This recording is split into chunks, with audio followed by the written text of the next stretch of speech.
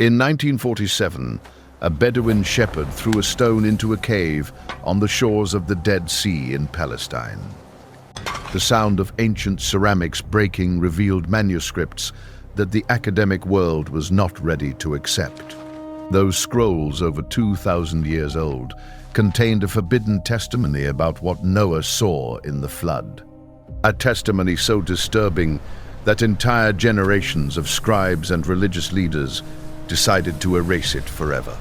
According to those ancient texts, Noah was not simply a passive survivor of the cataclysm that devastated the world. He was a direct witness to something so devastating that the guardians of faith conspired to bury it in oblivion. What he beheld in the midst of the waters of judgment challenges the very foundations of religion as we know it. But the truth has a mysterious way of surviving even when the powerful try to completely destroy it. Fragments of that testimony were hidden in desert caves, in oral traditions, and in banned texts. What you are about to discover completely transforms the narrative of the flood that you were taught since childhood. However, before revealing what Noah beheld, we must understand the world that the waters came to destroy. It was not the simple and pastoral world that Genesis presents in its official, edited and carefully summarized version. It was a cosmos on the brink of total collapse, a land that shone with a knowledge too terrible to exist. Humanity walked alongside beings of immense celestial power, entities known in the texts as the Watchers. These beings were children of God who crossed a sacred boundary that should never have been violated by anyone. They voluntarily descended to Earth and taught forbidden arts to the human beings they found there. Advanced metallurgy, sophisticated warfare techniques, sorcery, and deep secrets of the cosmos were their teachings. They took wives from among the daughters of men, and from those forbidden unions were born the Nephilim, giants of legend. They were hybrid beings of immense power that completely destabilized the natural order of all creation. The whole earth was filled with a very specific violence, a corruption that had its origin in the supernatural. The very genetic code of creation was being altered and corrupted by these rebellious celestial entities. God saw that the wickedness of man was great on the earth, but the text hides a much greater scandal. That evil was not simply of human origin, but had been orchestrated and planned from the heavenly realms. A rebellion that erupted in the celestial spheres had spilled like poison onto the very ground of Eden. Noah, a preacher of righteousness, found himself completely alone in the midst of the approaching storm. I was not simply building a vessel to survive a flood of extraordinary proportions. I was preparing a sacred ark to preserve the truth amid the total destruction of the known world. The waters of the flood came to purify something infinitely deeper and darker than simple human sin. At the precise moment when the heavens opened with fury, Noah beheld the true battle of the universe. But to understand their vision in all its magnitude, we need to explore the invisible architecture of the ancient cosmos. Before the flood, there was a perfect order with concentric heavens inhabited by hierarchies of angelic beings. Angels, archangels, thrones, dominions, and powers formed a celestial harmony designed by the Creator himself. Then, a catastrophic fracture occurred that destroyed that harmony and transformed everything forever. The Book of Enoch, a text deliberately excluded from your Bible, details that rebellion with chilling precision. 200 watchers, led by the figures of Shemihaza and Azazel, descended together to Mount Hermon. There they made a solemn pact among themselves and profaned the earthly kingdom with their strictly forbidden presence. It was not simple angelic curiosity that drove them to descend, but a calculated betrayal against the Creator himself. They implanted in humanity a devastating knowledge that forever destroyed the original innocence of the human being. The Nephilim were beings that should not exist under any natural law, hybrids that violated the design of creation. God's response was to send the flood, but this is where the key that was systematically forbidden is found. It was a surgical strike of divine precision against a cosmic-scale infection that threatened all of reality. The waters of judgment acted as an instrument of purification that operated in two dimensions simultaneously. Noah was chosen not only for his moral integrity, but also for his unique ability to serve as a witness. He was to become the faithful chronicler of the true extent of the judgment that was about to fall upon the whole earth. The veil between the realms was torn before their mortal eyes, and what they witnessed was deemed too dangerous. Too dangerous for future generations of humanity to know it without any restrictions whatsoever. Now imagine the total rupture, 40 days and 40 nights of absolute cataclysm shaking the entire planet.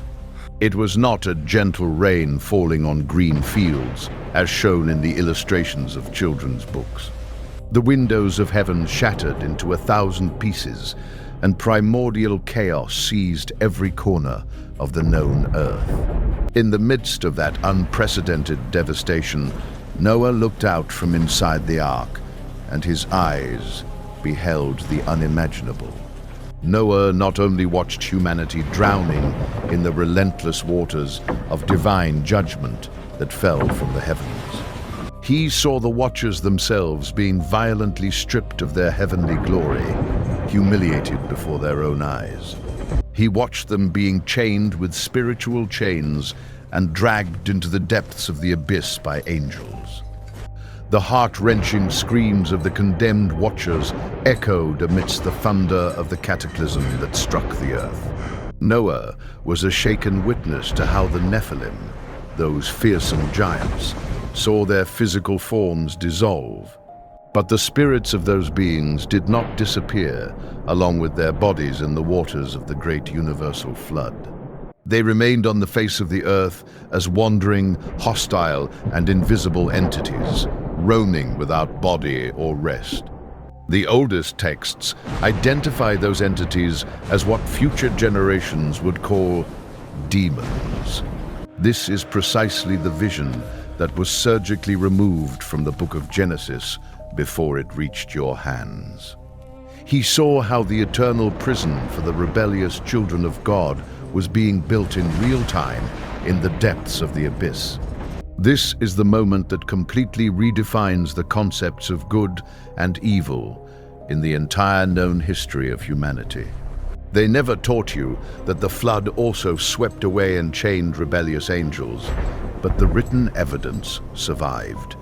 The ancient scribes who carefully compiled the text of Genesis knew everything and chose to remain silent. The answer is a conspiracy of theological convenience, a truth that was too frightening to be taught. The waters finally receded, and the ark settled heavily on the mud of a completely transformed world. An overwhelming silence covered the entire land as Noah took his first trembling steps out of the vessel. He built an altar of gratitude, and God established an eternal covenant, while the rainbow appeared as a sign in the heavens. But Noah carried an invisible weight inside him that no celestial sign could relieve in his heart. He had gazed into the abyss with his own eyes and had witnessed the violent chaining of celestial beings. I knew that the world was no longer simply post-flood, but post a devastating cosmic war. He passed careful fragments of that truth to his three sons, Sem, Cam, and Japhet, who inherited pieces of the sacred testimony. They inherited not only lands and the promise of repopulating the world, but also a forbidden testimony about the war. The Mesopotamian myths of the flood and the Greek tales of titans imprisoned in Tartarus share the same root. The Hindu stories of cosmic cataclysms and divine floods are distorted yet recognizable echoes of lived experiences. With the inexorable passage of generations, the original story was gradually sanitized and simplified. The Watchers faded into popular mythology, and the Nephilim were reduced to mere storybook giants. Censorship began systematically, and the official record transformed into a simplified and controllable narrative. But they could not completely destroy all the copies that had already been dispersed throughout the corners of the ancient world. Valuable fragments survived hidden in secret libraries and in the oral traditions of mystical communities. Now open Genesis in chapters 6 to 9 and read them with completely renewed attention. You will find the superficial story that we all know of the sons of God taking wives from the daughters of men. The Nephilim barely mentioned, God's deep sorrow, Noah's singular righteousness, and the construction of the ark. Who are those children of God mentioned so briefly, and why is their presence so cryptic? What happened to those beings after the flood, and why does the text offer absolutely no explanation? The text states that the Nephilim inhabited the earth both before and after the flood that supposedly wiped everything out. The evident contradictions are deliberate clues, visible seams where the censors closed the narrative. This is primary textual evidence of a systematic cover-up that has been perpetuated in silence for thousands of years. Through those cracks, the unmistakable light of another story that was deliberately hidden and suppressed seeps through. Theologians of the early centuries openly referenced the complete narrative of the Watchers and their fall. But when the official doctrine hardened over time, those references were marginalized and forgotten. The Bible you hold in your hands today is the result of historical decisions where certain books were voted on. The complete story of Noah's vision was precisely in those books that were declared dangerous. But it was the original and authentic story, the raw and unfiltered testimony of what really happened in the flood. And against all historical probability, that testimony did not completely disappear from the map of human civilization. The Book of Enoch does not appear in your current Bible, but it is cited in the New Testament by the Apostle Jude. Enoch, Noah's great-grandfather according to the biblical genealogy, was taken to heaven where enormous secrets were revealed to him. He detailed with proper names the fall of the Watchers, their corrupting teachings, and the inevitable judgment that awaited them. He even personally interceded before the throne of God for the fallen Watchers, but his request was firmly denied. The flood was the exact and precise moment of the definitive imprisonment of the angels who had rebelled against God. Noah was shown this truth in all its dimensions and was commanded to preserve that sacred knowledge for the future. He recorded it with his own hands in writings that constitute the forbidden text that miraculously reached us. Other important apocryphal texts add to the testimony and confirm this same hidden story from different angles. Together, they build a constellation of forbidden truth that orbits around the narrative core of the edited Genesis. This is the knowledge that entire empires and powerful religious congregations have feared for centuries without interruption. If Noah witnessed his judgment with his own eyes, then humanity has an active role as a witness against those powers. This knowledge elevates the human being from a mere passive subject to a conscious participant in the great universal cosmic drama. Who kept this dangerous truth alive while Bibles were censored and original texts burned in bonfires? The Guardians, secret communities that risked their own lives to preserve the original testimony intact. The Essene community of Qumran copied the Book of Enoch onto scrolls of parchment and hid them inside caves. They firmly believed that they were living in the last days and preserved the truth for the final generation. They were systematically persecuted, publicly denounced, and violently silenced, but their work never stopped. In Ethiopia, the Tewahedo Orthodox Church has never renounced the Book of Enoch and has kept it within its canon of scriptures. In medieval Kabbalah and later mystical currents, the echoes of fallen angels resurfaced with renewed strength. All these groups were guardians of the forbidden vision that Noah transmitted to his direct descendants after the flood. They protected that sacred knowledge at a huge cost, facing persecution, torture, and death for their cause. They were the organized resistance against a massive spiritual amnesia imposed by the institutions that controlled faith. And then, in the midst of the 20th century, the very earth returned the physical evidence it had kept for 2 millennia. That Bedouin shepherd in 1947 found the famous Dead Sea Scrolls in a cave not far from the ruins. Among the discovered manuscripts were multiple copies of the Book of Enoch, written in Aramaic and Hebrew of great antiquity. Those texts dated back several centuries before Christ, which proved that they could not be a Christian forgery. Jesus of Nazareth and his closest disciples likely knew this text, and the apostles themselves referenced it. Suddenly and irreversibly, the forbidden narrative had solid archaeological validity backed by science. 2 years earlier, in 1945, the Gnostic texts discovered at Nag Hammadi emerged from the sands of the desert in Egypt. They spoke of archons, fallen eons, and dark powers, clear variations on the same central theme of the Watchers. Renowned scholars, such as R.H. Charles and Gabriele Boccaccini, dedicated decades to reconstructing the complete puzzle. The original narrative of the flood was part of an infinitely broader, richer, and more coherent apocalyptic worldview. Noah's vision occupied an absolutely central place in that worldview that had been fragmented and dispersed.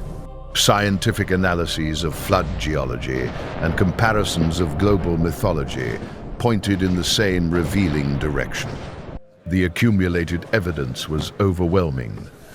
The edited version of the flood in the Bible was a purely theological decision. It was not a faithful historical record of events, but a deliberate selection of what was allowed to be known. What generations of scholars discovered shows that primitive Judaism and Christianity were more complex.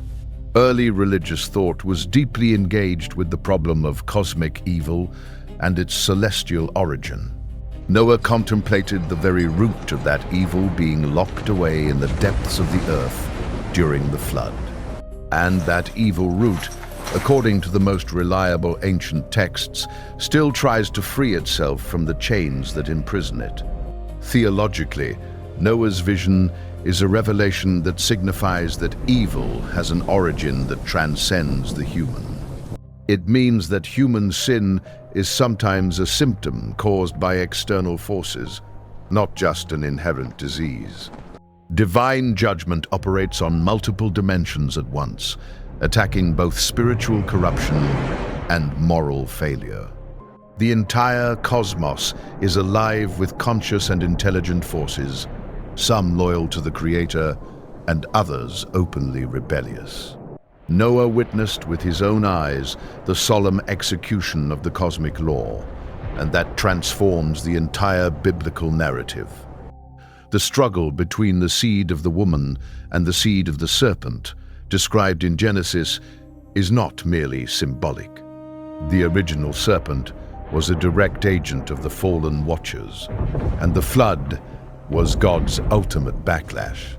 Noah's preservation was the strategic protection of the pure human lineage destined to produce the promised Messiah. This is the great cosmic narrative that was simplified and reduced to become a children's fable without context. This is the story that finally gives meaning to the apostolic words about the struggle against invisible powers. Now examine the physical evidence that the earth itself has preserved as a silent testimony throughout the millennia. Megalithic structures distributed around the planet challenge conventional history due to their scale and perfection. Ancient traditions from multiple civilizations attribute those constructions to the giants of the world before the flood. Fossils of marine organisms found at the highest peaks of mountains challenge all conventional explanations. Uniform layers of catastrophic sediments cover the entire planet, leaving geological scars that persist to this day. Ancient iconography unsettlingly confirms this, as Mesopotamian seals depict divine beings cast into the abyss. Greek ceramics depict titans trapped beneath the earth, and Hindu reliefs narrate almost identical cataclysms. The collective memory of all humanity persistently remembers an event that was both physical and spiritual. Mount Hermon, the exact place where the Watchers descended according to Enoch, still bears the mark of that story. The earth itself bears witness with its scars that the story is true and that what Noah witnessed was absolutely real. Who actively opposed you knowing this truth throughout the centuries of civilization's history? In the 4th century, influential religious leaders consolidated the biblical canon and excluded dangerous books. Authority figures in antiquity argued strongly against the inclusion of the Book of Enoch in the scriptures. They considered it a text too fantastical and profoundly challenging to the established doctrine of original sin. It was doctrinally simpler to blame only Adam than to accept a celestial rebellion as the primary cause. The political power of antiquity also intervened, because the institutions needed total narrative control. The mystical texts that empowered individual revelation represented a direct threat to the established system. Official lists of permitted texts were imposed, and anything that remained outside was condemned to the fire. For entire centuries, the mere possession of certain ancient books could mean accusations and severe punishments. Those who spoke of the secret knowledge contained in the excluded texts were pursued without any mercy. Even the major movements of religious reform continued censorship, dismissing these texts as fiction. The suppression was absolutely systematic, a true spiritual information war that lasted over 1,000 years. The ultimate goal was to create total dependence on the institutional and controlled interpretation of the sacred scriptures. They were deeply afraid of what would happen if humanity knew that Noah saw angels being judged and chained before him. Now you know what was hidden for millennia by those who controlled the official narrative of faith and history. Noah saw with supernatural clarity the face of the cosmic enemy and beheld his defeat in the waters of the universal judgment. The texts attributed to Enoch describe him in detail. Noah saw the angels of punishment preparing to carry out the order. He contemplated Azazel being bound hand and foot with eternal chains, cast into the darkness of a barren and desolate place.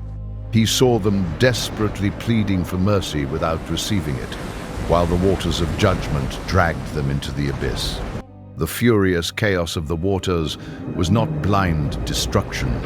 It was the precise instrument of their imprisonment in the depths.